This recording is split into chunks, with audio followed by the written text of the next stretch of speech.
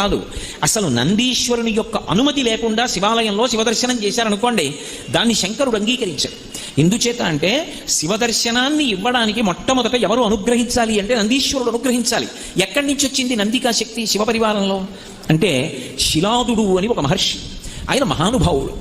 ఆయనకి ఒకప్పుడు ఒక విచిత్రమైనటువంటి కోరిక కలిగింది, నాకు ఒక కుమారుడు కలగాలి, కానీ అందరు పిల్లలు పుట్టినట్టే భార్య యొక్క సహాయము వలన నా తేజస్సు నా భార్య యొక్క శోణితము కలిసి నా భార్య యందు పిండముగా రూపుదిద్దుకొని ఏదో కొన్ని నెలలు ఆమె గర్భము ధరించిన తరువాత బయటికి వచ్చేటటువంటి శిశువు కాదు, అయోనిజుడు కావాలి. స్త్రీ గర్భము నుండి బయటికి రానివాడయ్యి ఉండాలి, అయోనిజుడు కావాలి. 2, ఆ పిల్లవాడికి మరణం ఉండకూడదు, ఇక పిల్లవాడు శరీరం అన్నది విడిచిపెట్టకూడదు. 3, వాడు పరమశివుడితో సమానమైనటువంటి స్థాయిని పొంది ఉండాలి అనుగ్రహంలో. వాడు ఆజ్ఞాపించడంలో కానీ అనుగ్రహించడంలో కానీ రూపంలో కానీ ముమ్మూర్తుల శంకరుడు ఎలా ఉంటాడో అలా ఉండాలి. నాకు అటువంటి కొడుకు కావాలి.